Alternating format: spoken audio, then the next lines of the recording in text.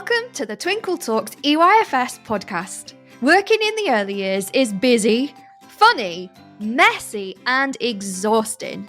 Join me, Shána, some of the Twinkle EYFS team, special guest speakers, and other early years practitioners as we talk honestly about our experiences. Whether you're listening for CPD, on your commute, or to help you relax, Twinkle EYFS will share everything you need to know about all things early years. Hello, the lovely Laura is here with me today. I'm so excited to have you. How are you? Hello, Shána. I am really well, thank you. Yes, very, very good. How are you? I am, honestly, I can't even tell you how excited I am about this episode, and people that have been like listening to me for a while know how much I am obsessed with phonics and the implementation of it done correctly and understood properly. I think it's definitely one of my passion projects, and listeners, so's Laura. So we're just gonna nerd out the entire episode. Yes. Yeah, you're speaking to the right person there. We will absolutely nerd over phonics. I can't wait. Now we were talking earlier about your official title. Let me get it right. Laura is the National Phonics Lead for Twinkle. That is me. Did I get it in one? Absolutely. Done now. Which is a massive deal, and it's very, very exciting. So tell us a bit about yourself, Laura. Oh, thanks, Shána. So yes, I am Laura Brogan. I am the National Phonics Lead at Twinkle. Coming up to a year now, so that's exciting. In a couple of months. So in February. So yeah, when it comes out. When it comes out, exactly. It'll be So it's my first role, out of working in schools day to day. So prior to this role, I was an assistant head teacher in a school, but I was leading phonics across a multi-academy trust that was growing quite rapidly. It was about 12 schools as I was leaving. It's been a really good kind of lead into this role, and it's very exciting, the work I do now. I really enjoy it. It's very creative and bringing kind of everything from my passion, obviously, which is phonics and early reading, and my experience working with multiple schools across the country. I worked in schools mainly in Yorkshire, but across to Lancashire and the Wirral. Exciting to be able to be kind of part of a more national strategy for phonics. And brilliant. That's what's really exciting about this role, I think, especially in the most recent years at Twinkle, is we're trying to give back to the community through people like you who have got the hands-on expertise on so many different areas that we want to improve what we do for Twinkle users, but also just go back into the schools again, learn from them, keep it up. And that's exactly what you're doing, which is very cool, because I bang on about this all the time, Laura. And I'm not sure if anyone, is with me on this drum that I'm banging. But then we met and I was like, yes, okay. I am not just a nerd making this up. We have done several episodes before on phonics and also early reading, and looking at not just phonics on its own, but looking at other early reading strategies and things like that, and how they all work together. And this episode is just going to be about phonics in particular. And in even more detail of that, the people call it different things, so I'm going to say all the different words. Pre-phonics skills. I call it level 1 phonics, because I'm like, no, it's still part of phonics. You might hear it as phase 1, aspects of what? What is it again? Phase 1 comes from the Letters and Sounds handbook, and the aspects within that. That's the 7 aspects of early phonological awareness. Thank you. I knew there was a whole title. I was like, 7 aspects of something. Yeah, that is for me and a lot of other, specifically early years practitioners, because it's something that we're well versed in. We are on our high horses. We're on our pedestals of this is the most important level in early reading. This is the most important stage, and it shouldn't just be for early years nursery level. So for those of our lovely listeners who are maybe not aware of this pre-reading stage or the 7 aspects, what is this level 1? What is it? Yeah, so level 1 is, Twinkle Phonics terminology. So like you just said, it's maybe more widely known as phase 1 from the All Letters and Sounds document, but essentially it is, those pre-phonic skills, like you just said, linked to early phonological awareness. So what is early phonological awareness? And that is basically the ability to hear and manipulate sound. So, it's very listening focused, and we don't at this point, need our learners to know the names, letter names or what the graphemes look like. They're just tuning into those sound structures. So yeah, that is essentially what level 1 covers. It's all about listening. It's all about, differentiating between playing with sounds, before we're asking them to move on to the more formal phonics, of mapping those sounds to letters in order to read and write. Lovely. Very, very nice. I always like to describe it as level 2 and upwards, where they're literally like reading and writing is the output, but the 7 aspects in the level 1 is supporting their cognitive ability, their processing of what reading and writing is. Yeah. And it's got so much to do with communication and language, hasn't it? For then obviously that's a prime area in early years. But what are the different aspects, that are outlined in this sort of level? Yeah, so 7 aspects, and they're kind of split, slightly. So you've got your more kind of general sound discrimination aspects. So that's kind of your environmental sounds, so hearing sounds in the environment, your instrumental sounds, so sounds that are made with instruments, and that kind of, yeah, underpins that general sound discrimination, and that's 2. And then leading up to those 7, you've got body percussion, rhythm and rhyme, alliteration, voice sounds, and then oral blend and segmenting, which kind of has it's kind of more weighted in a way, because really that's ultimately what we want our learners to be really secure in. And that kind of gives that precursor to what you've just said, like about to read and write, to become proficient readers and writers. And that's kind of where it goes from the phonological awareness, so hearing just sound, to more that phonemic awareness, which is hearing the actual, sounds that are in words. And that's kind of what we want learners to be really secure in, those foundations, because they really provide those building blocks for that, phonemic awareness, and to embed those skills, that then when they've got those foundations really secure, it really, really supports their ability to read and write. And that's ultimately what we're trying to achieve through the teaching of level 1. Yeah, absolutely. I think it's a desperately underestimated stage, purely because I don't think, like, unless you're in nursery or reception, you just probably doesn't even know that it exists and like what it's there for. Um, I often used to get like SLT or governors or visitors coming down, and I would often, especially in that first term, take my children on a listening walk, and they'd be like, "Oh, well, this is cute." And I'm like, "What do you mean cute? Okay, well, yeah, all right, but there's Just actually a fundamental. yeah, like, this is actually really core." And they were genuinely like, "Huh?" And I was like, "Okay, well, let me explain this to you. We need to expose them to different types of sounds so that they can get the vocabulary to describe them. They have the processing cognitive ability to distinguish between them, and this is going to support their reading and writing." And the looks, Laura, the looks on their faces, they were baffled. They were Like, like, what is actually meaning behind this? You're not just saying that. literally! They were like, "Oh, I thought you were just going on a lovely walk." I was like, "Well, we're doing that as well. However, this kind of activity is exceptionally important." Yeah, and this is what it is supporting. And yeah, I totally agree with you. I think it is sometimes unknown, and it's making it explicit, why it's so important and what it leads to. Absolutely. Yeah, it really, really supports them being able to distinguish between sounds, which then, as they, secure those skills and become on their journey to becoming readers, it's going to support that.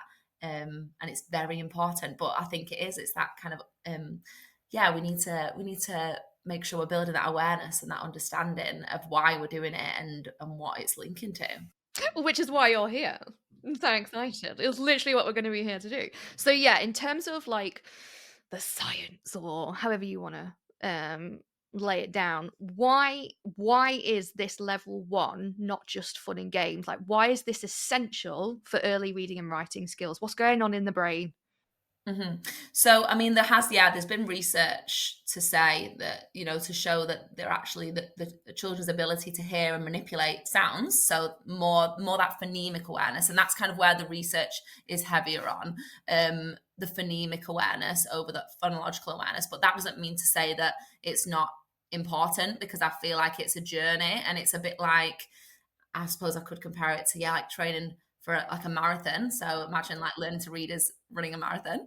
At the point of actually learning like grapheme phoneme correspondences and blending them to read, but you wouldn't just run a marathon. You would build up to that with training, and I feel like that's kind of what the phonological awareness, so the foundations there are doing. That they're building those phonological skills to be able to differentiate between just sounds in the environment, to then build onto the phonemic awareness, which, because it's tricky, and without those skills of being able to differentiate between different sounds, then they're going to struggle to differentiate between letter sounds that are similar, so like the f and the f, as an example, and words and that are similar when they're blending. So yeah, there is research to show that the development of phonemic awareness is a reliable predictor on children learning to read successfully. And I think that's something that we need, kind of, I think, as well, like with the reading framework, it has quite a heavy emphasis on language comprehension, but not as heavy in the updated reading framework on the importance of developing these pre-phonic skills of phonological awareness and phonemic awareness. And I feel like it's something that we do need to bring more center stage and look at the research behind it, because, and I know that we'll probably touch on this at another point as we continue to talk, but it's something that, if it isn't developed and secured, we can then start to see those gaps later on. And when we're thinking about how to support those pupils, most at risk of falling behind. And I think there's been a shift in language recently from like what you would describe as the lowest 20% of readers, to more like in policy, it's talking about those at risk of falling behind. And I think that's an important positive shift, because we're not doing it retrospectively. We're not kind of saying, oh, they're the lowest 20%, we need to do something about it. We're thinking, right, which of our pupils are at risk of falling behind. And with something like this level, level 1, phase 1, pre-phonics, whatever we want to call it, it links to those pupils that maybe haven't had the opportunity to develop their vocabulary, that maybe have difficulties with their speech and language, that might have complex needs, and how we can identify these pupils and think about how strengthening those pre-phonic skills is going to support them and prevent them from falling behind when they do start to come onto their more formal reading journey. So yeah, like I went off on one then, but I'm so glad you did, because this is usually me. I'm like, "Oh, someone else is doing this too. This is great." And what I do at Twinkle as well is I don't just like support early years followers and stuff and do this. I also go into schools with the phonics trainers and teach in the schools the Twinkle Phonics program, and we do virtual ones as well. But a lot of what I say to them is, I'm going to get on my soapbox now. Just let me rant for 10 minutes about level 1, please. Um, but especially for like the key stage 2 educators, because they've never been exposed to phonics. Historically, phonics has not been an explicitly taught lesson in key stage 2 and onwards. But it doesn't just get to year 2 and just stop there. And it's like, right, phonics is done now. You can read and write fluently like an adult. It's like, no, they're 7. Like, we've still got a lot to go. And they're often not equipped to feed phonics into their curriculum, their learning, naturally, because you don't have to explicitly teach it. I think once you get the basics of the importance of level 1 and other things, you can naturally feed it into all of the teaching that you're doing anyway, which should be continuing on. So for those listeners who don't really know about level 1, or even maybe the lower levels, how does it feed into the higher levels of phonics teaching and learning? What does level 1 really do?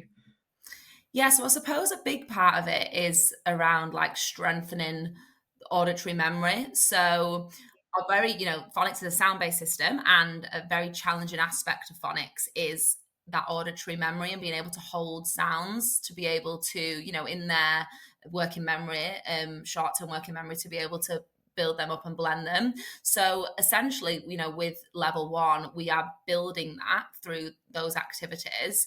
And I feel like, with pupils that have been more exposed and have had more opportunities to solidify and strengthen that, you can see that when they start to, move on to the next level, so of more formal phonics, so starting to learn the grapheme phoneme correspondences at level 2 or phase 2 and beyond. And I know, like, general terms, there's lots of different validated phonics schemes, and schemes that, that schools use that have its own terminology for what that phase of learning is called. But if we kind of consider it as level 2, which is moving on, you can kind of recognize those pupils that have got that stronger auditory memory skill there to, when they're starting to blend, because you might hear starting with like 3 sound words like cat, so they're hearing those sounds k, at, and then they have to hold those sounds in their memory to be able to, blend them together.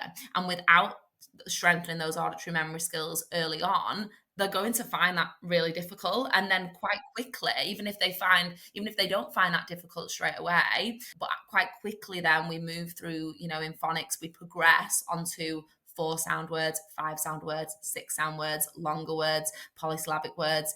And this is where we then can start to see those gaps. And that's where that awareness of level 1 is so important. And, it, for, like you mentioned, educators that maybe aren't typically used to delivering that aspect of phonics, or even, aware of it, it's really important for them to be aware of, because if they have got pupils that are presenting that difficulty, they know all their sounds, but they just can't blend. And I hear it all the time, they know all their sounds, they can, read them off the flashcards, but they just cannot blend. And it's like, right, and then we've got that, like, that blocker there. And that's where that awareness of the importance of level 1 and auditory memory comes in, because it's like, well, in order to support that, we need to take that step back, and they need to strengthen those skills in order to then be able to blend. And it's that understanding of how it does feed into those levels, and it's huge. It underpins it all, and I really do see that difference in those, young learners that have had the opportunity to strengthen that versus those that haven't, and it's not had that focus. I always used to, I still say it, in some phonics sessions when I'm speaking to like Key Stage 2 educators, I always say to them, if you're assessing a child and, like you say, they've got their sounds and stuff like that, and you've gone down a level or whatever your scheme does, or you've done the intervention for that level and it's still not working, all of this on your loss. And I'm like, 9 times out of 10, it's because of level 1. Go back right down to level 1. But they wouldn't even consider it, because they think, well, as you naturally would, it's sequential, level 1, 2, and onwards. But level 1 is not fixed. It is this ongoing skill. It's like a muscle that you have to train, even as an adult, that you still use. And so, they wouldn't even think like, oh, we'll go back to level 1, but that's for nursery. And I'm like, no, it's not. It's not. It's literally fundamental skills. I guarantee you these interventions won't work, because that's not what the problem is. We need to Yeah, go back to, like you say, maybe it's the listening and attention. Maybe they just haven't been able to practice listening to something, processing it, absorbing it, and then feeding it back. And yeah, these things you have to teach. Children aren't just absolutely. born with this, innate, well, arguably, the level of communication needed, and the level of processing needed. It is a muscle that we need to model and support and teach. And I always point back to, the Key Stage 2 educators. Go back to level 1. It doesn't have to be babyish just because we do it in nursery. You could always check with the kids that you're working with. Going on a listening walk doesn't necessarily have to be, oh, Yeah.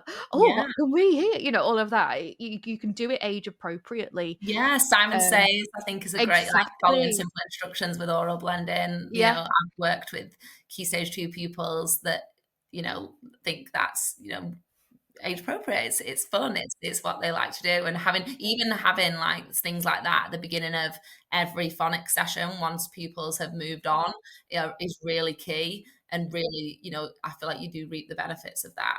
And music teachers.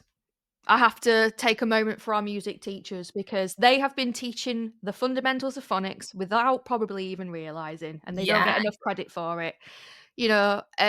Everyone thinks, "Oh, you're learning to distinguish between different instruments, or how nice." No, no, no, no. There's so much skill that goes into that because you learn about pitch, timbre, volume, all different kinds of sounds that you need to be aware of in speech. But also, oh yeah, they're just doing percussion and they're clapping their name. No, they're learning the basics of syllables and how a language has rhythm. They're learning about stress on different words. You can have a sentence like I will ride a bike, and if you stress each of the words differently, it completely changes the meaning. So I will ride a bike. I will ride a bike. yeah, I will ride a bike. Like that's so much more than just reading yeah, and writing. That is the fundamentals of phonics and auditory, and I think music and language teachers do that so, so well, even, like higher up as well for our older educators. So I wanted to see from your experience as well, like if that level one, if those pre-learning skills are missed for whatever reason, how does it manifest? Where does it show up? Maybe in phonics and maybe in other aspects of a child's education journey. yeah. I feel like probably like I mentioned about, that particularly if we're thinking about, so starting off thinking about phonics, I suppose, and how you might think that you are, getting the ball rolling, making that like, strong start, but by teaching those more formal phonics lessons, linked to grapheme phoneme correspondences. I feel like there's that pressure maybe to kind of rush to that end goal of reading. But actually, if we do that without strengthening those skills, it can, create those gaps later. And I think it's something that is common for kind of families and parents maybe to feel as well, like when are they going to learn to read, and what can I do to help them read, like at a young age. But actually, that those foundational elements really need to be mastered, because it will start to present difficulties then later on, potentially with, like you've just mentioned, reading longer words and understanding how to blend more sounds together. You might find that there's missing sounds then because they can't hold them in their memory. And then I suppose in terms of like wider curriculum, because then when we start to think about, you know building fluency in reading, which we want to do alongside phonics, when they're, learning their grapheme phoneme correspondences and starting to blend to learn to read and write. Again, like linking back to that auditory memory, we're wanting to build them to build that fluency to read not just, a standalone word, which absolutely does have a place in phonics. It's important that we teach that, really clearly, and, they learn their sounds and they learn how to read them in words, but then we really want them to be applying that in context. And because the pre-phonic skills have a lot of emphasis on vocabulary, through story and through rhyme, and how that is all part of it because it all supports that listening. By doing that, we are then supporting, like later on when they start to learn to read, their understanding of vocabulary to accelerate that even further, because you might have a child that's really secure with decoding, but their language comprehension, isn't as secure because they, haven't had that focus on vocabulary. And level one does that as well through those aspects and through that listening and, all that storytelling, and it's a fantastic way to, lead into all of those different aspects of wider reading, but particularly, around building fluency. There's the auditory memory side of it, so strengthen that in order to read, because we want children to read a sentence and we want them to be able to hold the words in from the sentence in their head to be able to then reread that whole sentence and then understand what it means. And that vocabulary focus that comes through those pre-phonic skills is key to that as well. So yeah, definitely, like you will see it come through and maybe present gaps in multiple areas, if not kind of having that focus early on. Yeah, and it might end up, like you say, if we're following the scheme to whatever we're doing, and we're doing the intervention at that level and it still doesn't work, that'll be why. It's Yeah. because it's the fundamentals. So yeah, it's really, really interesting. I could go on about this forever, you know me, Laura, because I'm just a little bit obsessed with it. No, I love it as well, and it's great to hear you talk about it so passionately. I think what the biggest thing for me as well is, obviously we're not saying that phonics on its own is the only thing that can teach children how to read. The importance of phonics is that it minimizes the cognitive load. And I think that's what for me is so important, because like you say, there is so much to just reading and writing. Like it's so much more than what it seems. There's a lot of processing, memory, there's a lot of feedback, there's a lot of connections in the brain that are firing off all at once. That if they're focusing on, like you say, trying to piece a word together, they're not gonna have any cognitive processing load left to be like, "Right, so what does that mean? What's that Yeah. telling you?" You know? Like, Mhm. no way. So the idea is to get those types of skills as an automatic muscle, as it were, almost subconscious. So they've got the tools they need to dissect and to process that, so that then they can use, as they get older, the rest of their cognitive load to be more creative with the language that they are reading or that they're writing, or dissect it and try and find inference and meaning and all of that. But the big message here is humans cannot do, but you cannot learn both at the same time. It's a lot to process at once. Language is very complex. Can you tell I did a degree in linguistics, Laura? um and we want to make this accessible for as many people as possible, and in order to do that, let's get what we can do logically, let's do what we can break down logically and put it into our subconscious Mhm. processing Yeah. skills, so that we can spend more time later Yeah. on the creative side. Yeah, and it's that, isn't it? It's that building that automaticity, and I think I focused quite heavily on reading, but spelling is a huge part of that as well. And that, we've talked about oral blending, and segmenting. Like it's the reverse, but it's like a similar concept. Is that they are then starting to be able to hear the sounds that make the words, and then be able to that will support their spelling, but then actually support their writing, and it's all around that. Yeah, that working memory, developing, securing those skills so they've got the automaticity and the fluency, so then they can really focus on that kind of comprehension element for reading, but that composition element for writing. You make everything I say sound so much better. I'm like, yeah, that's what I meant to say. That's what I meant to say. This is why Laura's got this job, you see, listeners. She's so good. She's so good. So before we go then, top tips from the big lass herself, the big wig at the top, our national phonics leader at Twinkle.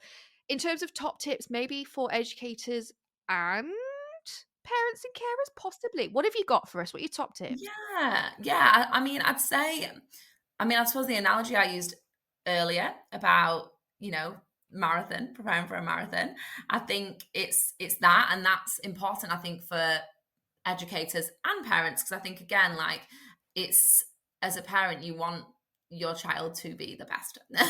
And you want, reading is a big thing, and you want them to be able to read early, and we all do. But actually, it's taking that step back and thinking, in order to start them really successfully on that journey, we need to do that training like we would when getting ready to run a marathon. And I think it's that understanding of the things that we can do through our everyday, whether it's in the school or setting environment, in early years, to be able to support those pre-phonological and pre-phonics and phonological awareness skills, but then also what that looks like, at home, and how it can be done. And I think simple things like giving instructions, out shopping, let's see if we can find a type thing.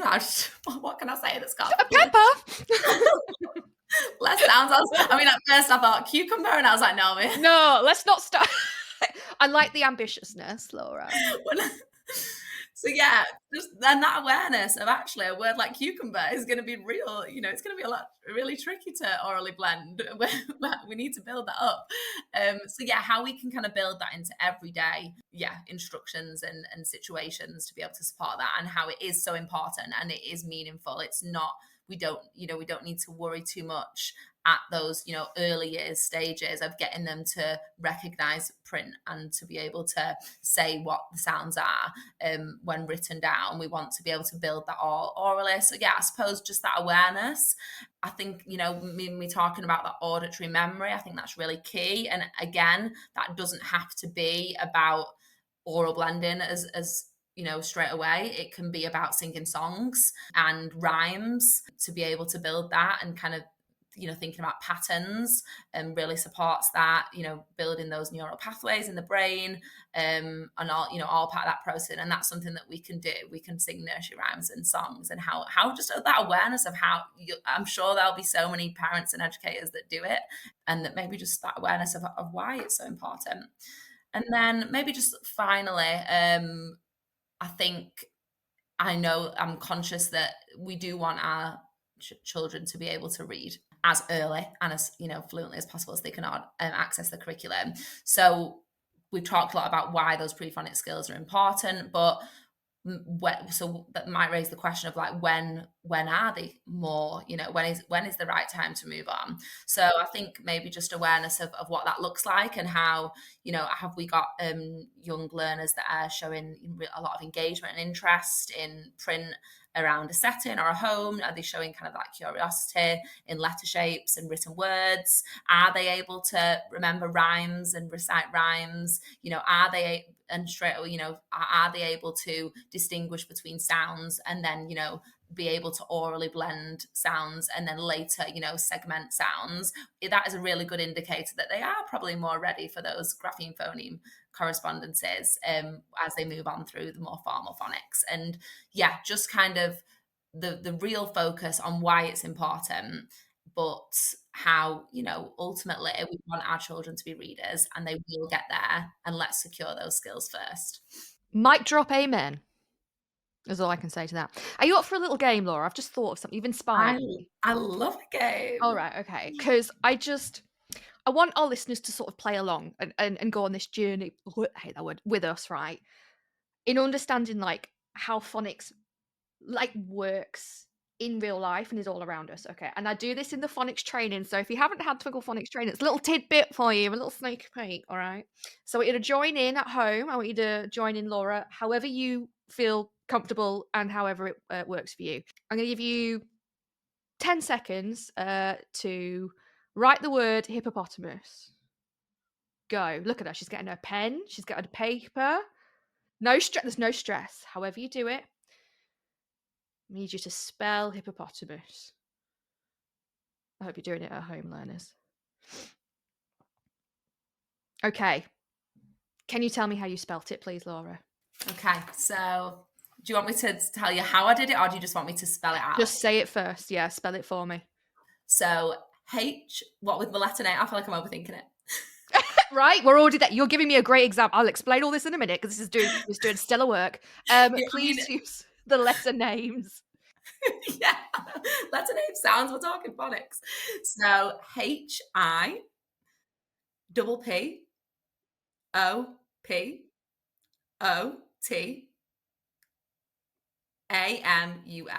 Okay. Very good. Now I spelt it. I didn't write it down. I had to. I don't know. Maybe I might be the only one who does this, but if I I close can't my wait to eyes, hear. I can see the letters. I can see the words. Yeah. So I had to go through the word, and I could see it if I was saying the syllables. So as soon as I heard it, I could picture it in my brain. So I was going hippopotamus. So I broke it down into syllables, and I did HIPPOPOT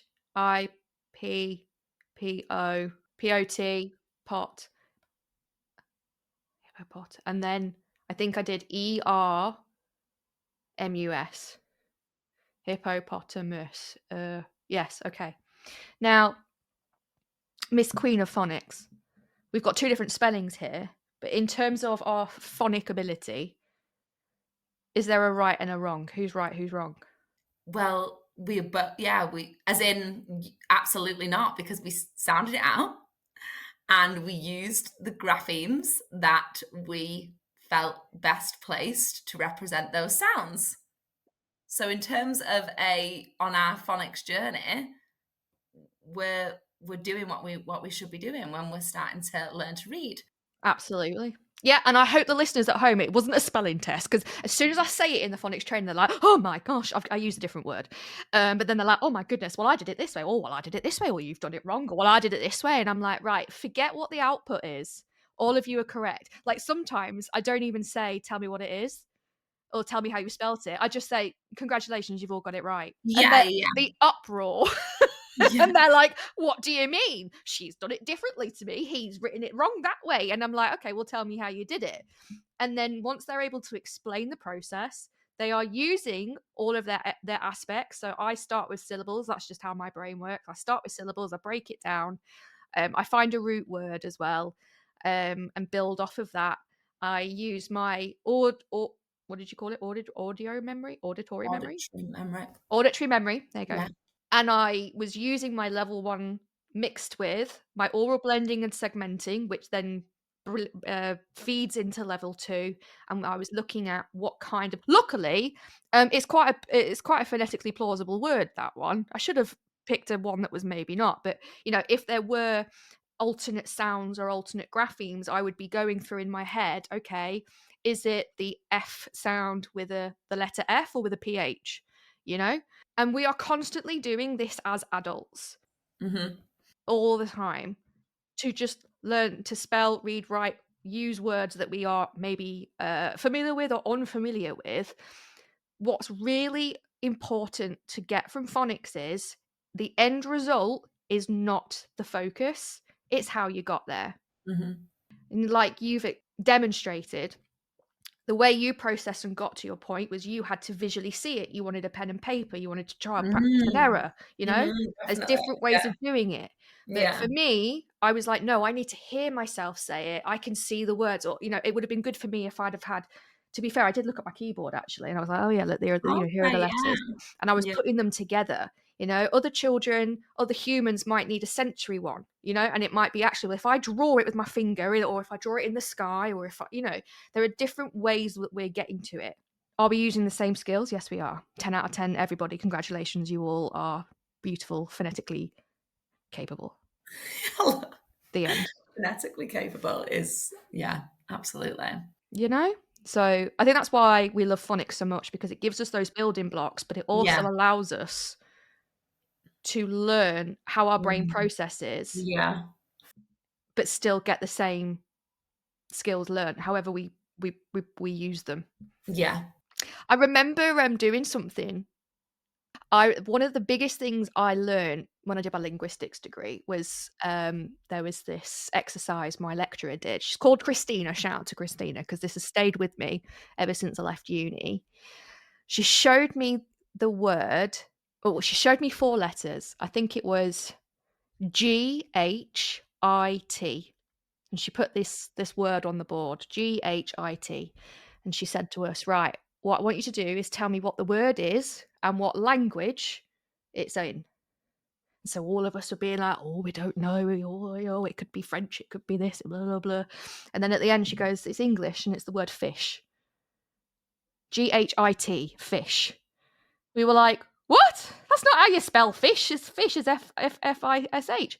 She went, "Okay, to a spelling rule, but if you are applying phonics, the GH Yeah. in rough Yeah, makes yeah. an F sound. The I makes an sorry. Oh no, was it O? Sorry, it's GHOT. Okay. Laura, make just pretend put GHOT at the beginning. GHOT. I've said it several times. GHOT on the board. The O in women sounds like an I sound. And the T in nation sounds like a sh sound. So GHOT, English, fish. Blew my mind. Yeah, so true, and that's So why It's so complex. right? Yeah. So I'm like, yeah, so we've got the basic skills and the fundamentals. You can be as creative and, whatever you need to with language. I think that's super cool. It is cool. Yeah, love Just thought that. I'd tell you that. It doesn't have to be No, in the that's podcast brilliant. episode.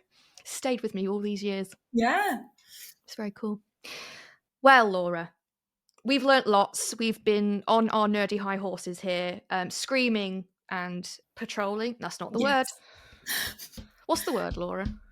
Screaming and Petitioning for? yeah. We'll go for that. Petitioning for the importance of level 1, those pre-reading skills. Championing. We're championing, We that's the are championing word. them. We are Yeah. championing it. You do lots in your role at Twinkle. Are there any things that we can send our listeners to that will help them, that they'd be a good resource, staff meeting or tool for parents that we can send them to? Yeah, absolutely. I feel like the level 1 resources are amazing. And I think for me, since starting with Twinkle and working with different phonics schemes, I feel like the work that the Twinkle Phonics team have put into level 1 is just amazing. Just so commendable in like how they've built up that structured way of delivering it that, isn't always apparent.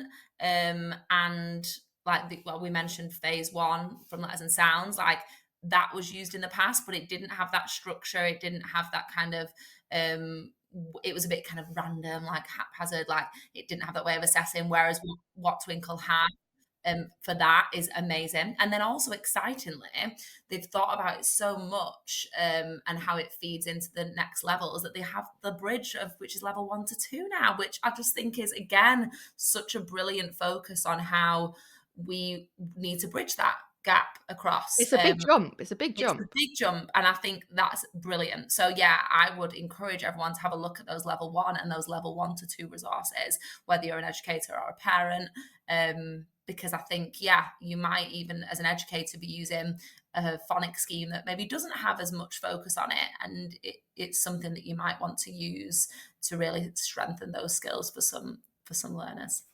Wonderful. Thank you. I'll make sure all of the links our lovely listeners need will be in the episode description. But it's been wonderful to talk to you. Thank you Oh, it's very been much, Laura. brilliant. Thank you for having me. I hope to get you on again soon for another little nerd out of something else. Absolutely. Sign me up. Awesome.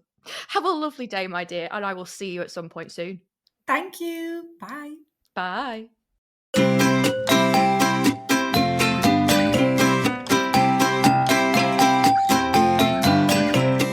So that's it for today's episode. I hope you really enjoyed it. If you would like to join in or would like to know more, then come and find us on our social media sites. We have a Facebook page, Facebook groups, an Instagram, TikTok, Twitter, Pinterest, and YouTube. All the links of where to find us will be in our podcast description. Come and join the conversation. And whatever you're doing today, I hope you have a great day.